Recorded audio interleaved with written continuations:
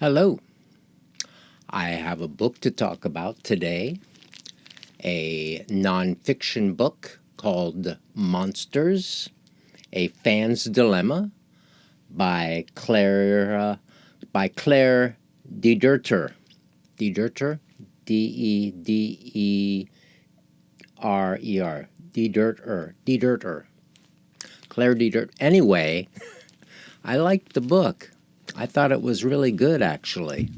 Uh, it uh, it uh, it got better as it went along, actually, and that's always a good thing, isn't it? We want the book to improve along the way. We don't want it to be less than along the way. And this one actually managed to get somewhat better, and that was a good thing. So what she does here, she talks about it actually from kind of a middle class point of view.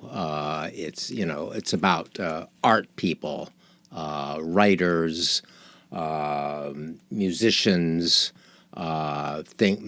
filmmakers. She starts out with Roman Polanski and Woody Allen, both of which who have allegedly or in fact done bad things. Polanski, in particular, did something quite bad, and many years ago in L.A. in Jack Nicholson's house, and you can read about that somewhere, I'm sure. Whereas the case with Woody Allen is a lot more murky and a lot more confused responses to that one. Some people say this and other people say that. So she talks about how she loves Polanski's movies and revisits them so much, like watches them over and over. Now, this is something that I like movies. I love some of them, I guess, but I'm not really a repeat watcher like that. And I'm not really that attached to filmmakers as geniuses and so forth like that. I mean, some people are particular and great, in my opinion. Say like Chaplin. To me, his finest movie is City Lights, which is a movie that really speaks to me in the asking the question, if you really saw me, would you still love me? Is the essential question of City Lights, and isn't that a very human question that all of us have? If the people around us really know us, will we still be loved? With all the internalized our feelings of inadequacy and the faults and whatever. Chaplin was very, very great as far as I'm concerned. Genius, yeah, maybe, but he also was very lucky. I mean, he hit right at the right moment. He got very powerful right away and got a lot of money and was able to be, a genius in film because he was completely in control. So even the later features later in life, like one that people rarely see that I like to talk about and suggest people look at, is the one from 1957 or 1958, A King in New York, which never made it to New York until the 70s, when Chaplin came here to get the honorary Academy Award after being in exile in Switzerland. But A King in New York is a radically independent movie that would never be made otherwise, and his other works are like that as well. Situationally, you can become a genius, especially if you're really good at what you do, which he was, of course, and cared about the community in a certain way. But of course, then he had issues too that made him a monster, I suppose. But then we're not here to talk about that. But So and she goes through several other people. J.K. Rowling, who at the time this came out in 2022. That the trans community was already having its problems with J.K. Rowling in that she said, well, we need to protect women's spaces over these people who are self-declaring and things like that. So to my opinion, she's not really a monster, and I'm not sure why she was included. But she does go on to mention lots of other people and other. Toward the end, she starts talking about more about is she a monster personally? Is she herself a monster? And looks at her own. A lot of it is about abandoning children, writers who have abandoned their families and their children. Doris Lessing is one she sticks with for a while. Doris Lessing, who was in Rhodesia and had 3 children and abandoned them in Africa and left all the way to Europe or America, somewhere else, with but one of her children, the youngest. So the other 2 were just left behind, and so the issues here is will you leave people behind to produce art, and if you and genius qualifies people to do bad things. Genius allows people to get away with doing bad things or antisocial things, with the men and the sexual impropriety or the beating up of women, all that stuff.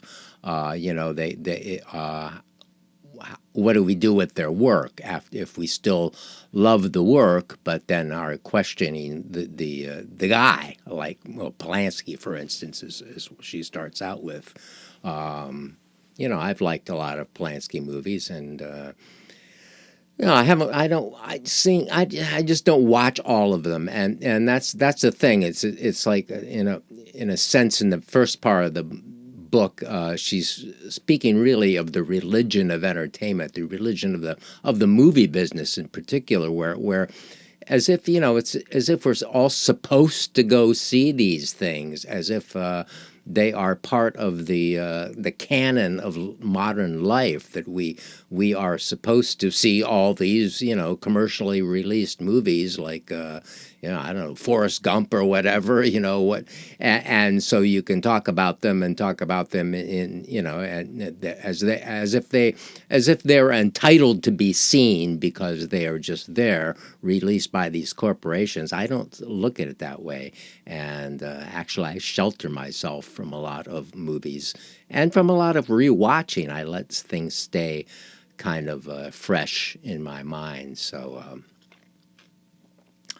Toward the end of the book, she does talk about, being a monster.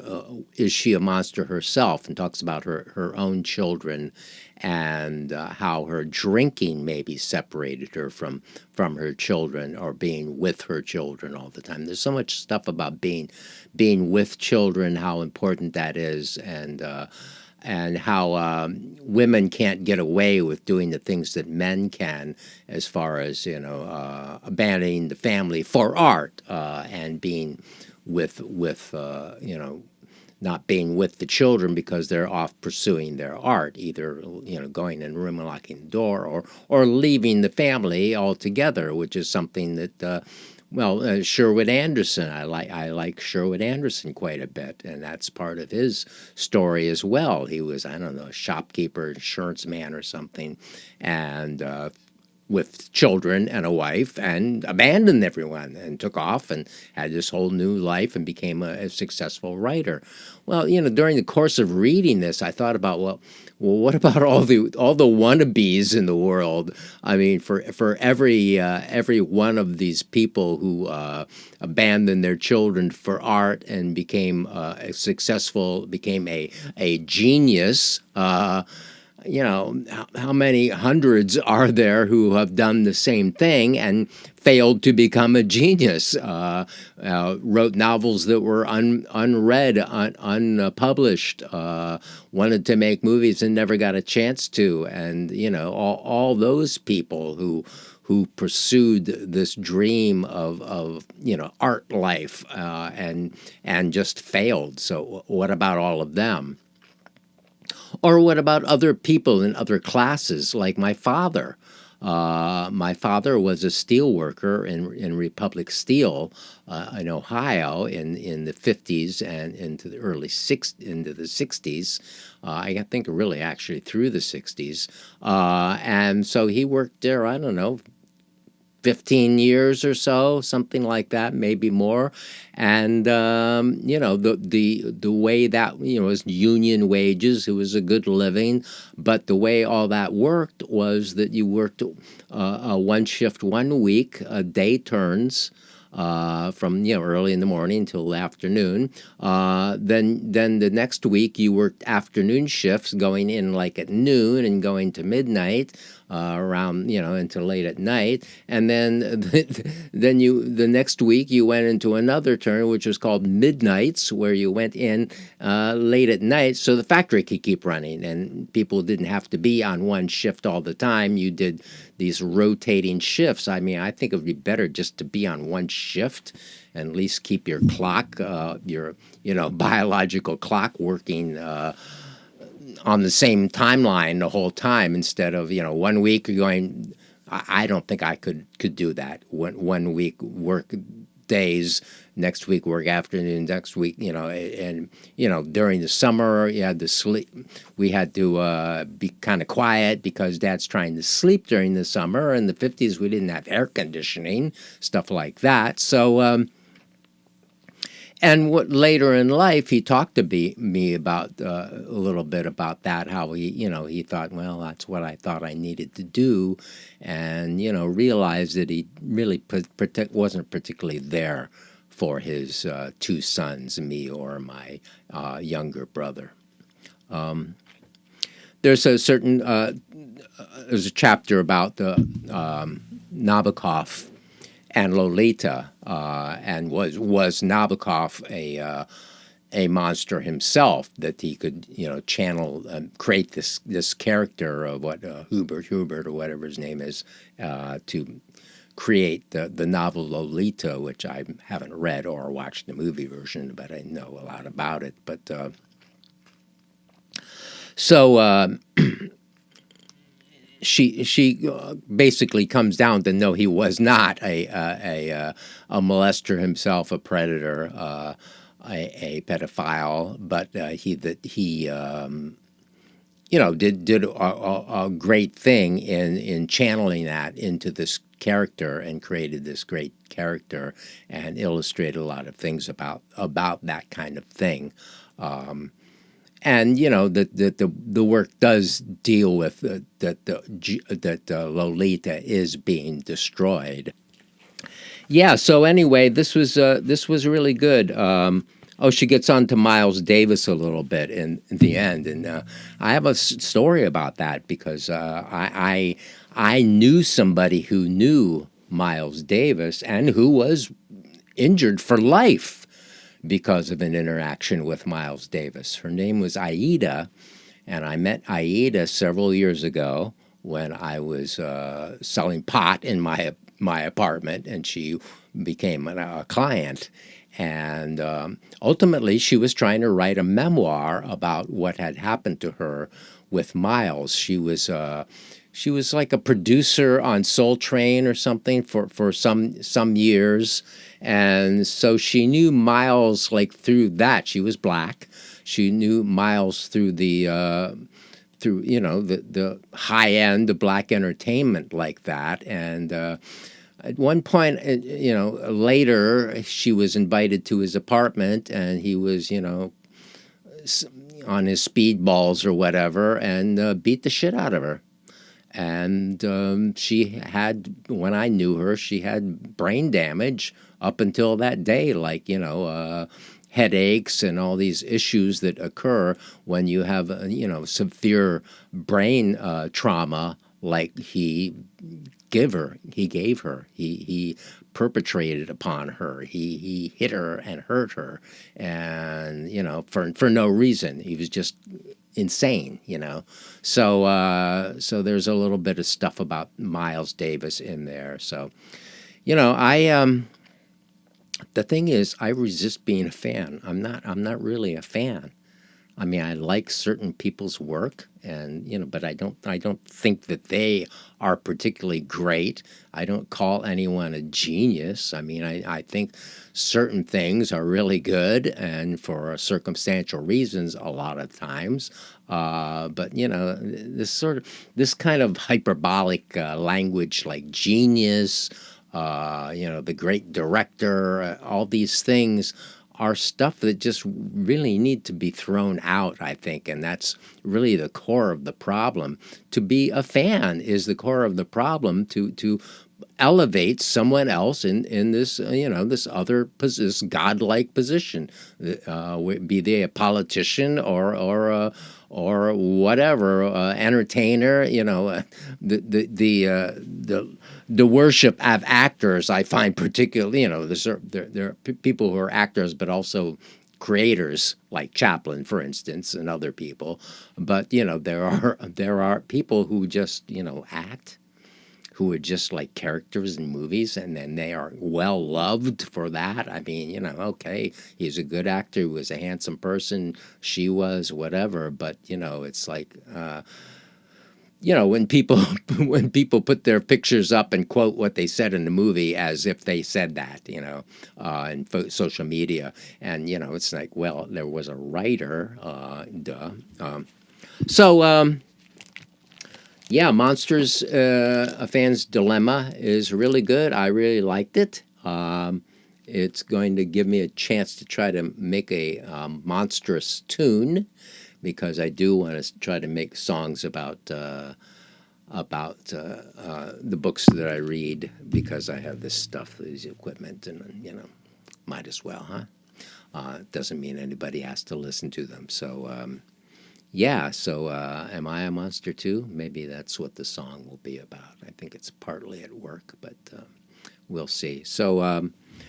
There's probably more I could say about this, but, I run on a little bit long usually anyway. But Richard Wagner, there's a lot of stuff about Richard Wagner and Richard Wagner's stepdaughter, who was, who ran the festivals every year that Hitler came to, and she was like British. And there's apparently an interview, movie interview of her in the 70s where she's like gushing about when Hitler coming to her house and so forth. So, yeah.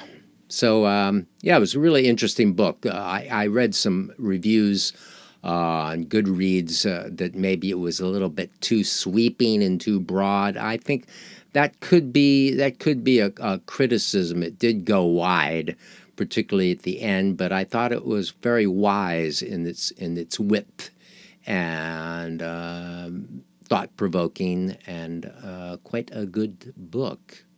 And I assure you that I am a monster probably in some way, and you should stay clear. I mean, don't get closer than the screen, Keep the screen between us. It's probably safer that way. All righty? And tune in again to my channel if you see another of my videos popping up, if you feel safe enough to do so. All right.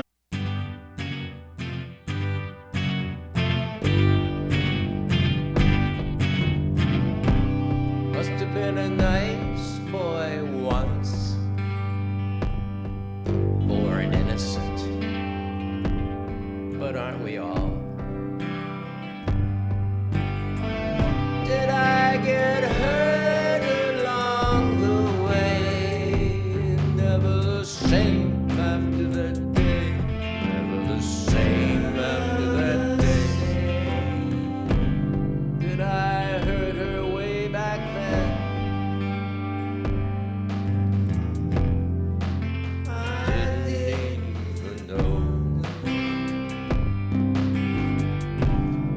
I'd do it again and again.